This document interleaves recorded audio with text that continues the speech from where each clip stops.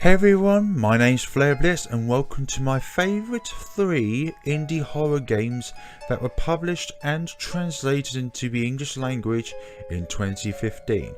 Just to clear up before any speculations, this list is chosen by me for games that I've uploaded onto YouTube, chosen on the basis of how they made me feel throughout the game, including the horror factor, how the game scared me or given me the suspense I'm going to be scared, and the game's story.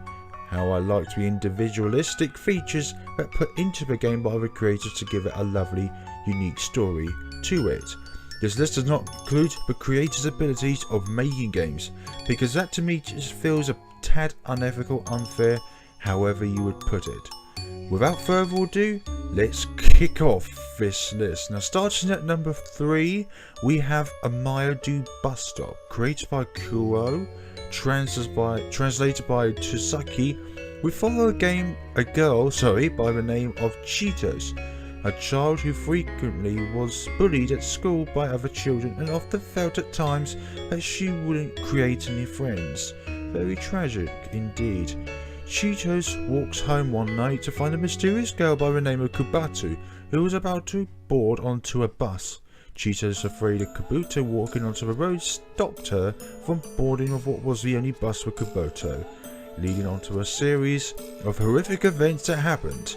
Cheetos quickly acquainted with Kabuto and trusted her through their adventures of the school that Cheetos goes to, meeting with Akini, revealer of who Kabuto truly is, a child with similar traits to Cheeto, where she was bullied at the school she went to.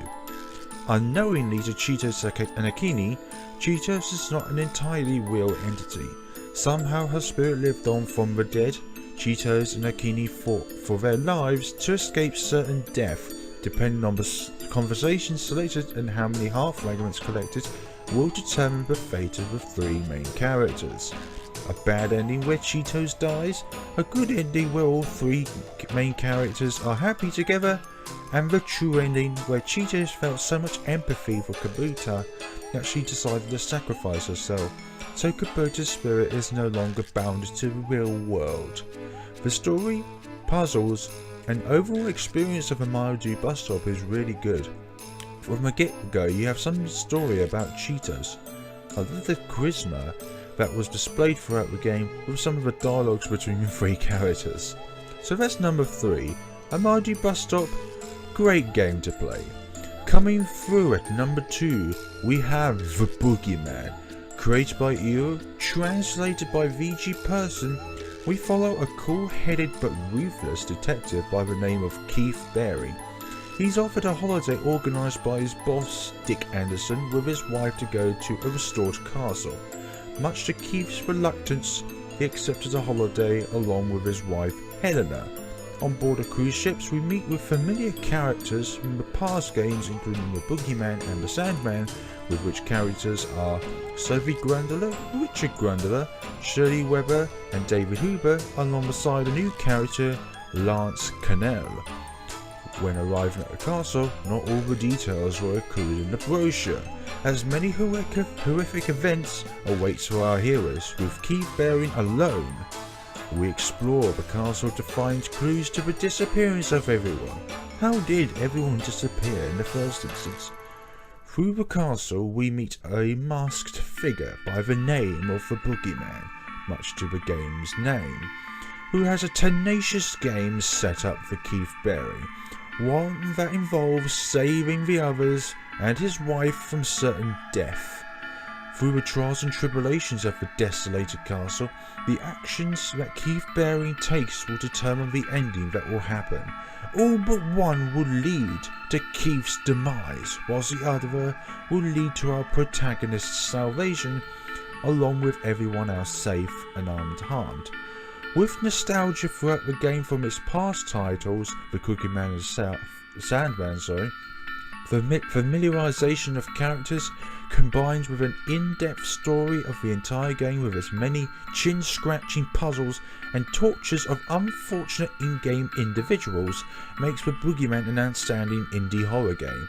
The extra features at the end are also special, including the voice actors of the game and a little hint towards the final game of the Strange Man series. Only theme from this is I'm super excited for that final game to come out. So that's number 2 for Boogeyman. Definitely a game worth playing if you have not done so already, or any of the previous titles. And at number 1 we have Blank Dream. Created by Kaniwa, translated by VG Person, we follow a girl by the name of Michiru Asuri, a girl whose life that she stated that was not worth living for. Bounded with a strong wish that she never wanted to even exist, Michiru threw herself into a lake, unknowingly though to her knowledge that lake has a strong influence with those of unbounded wishes.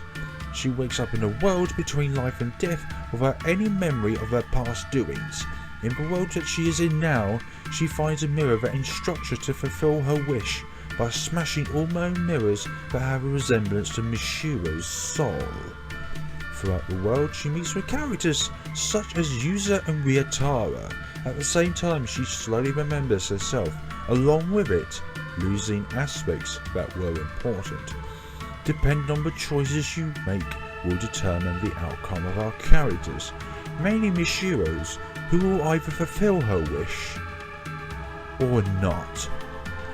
With a sense of dread throughout every step you trundle, an insightful dark story that inflicts upon the protagonist, and lots of puzzles ranging from easy to really hard, Blank Dream throughout.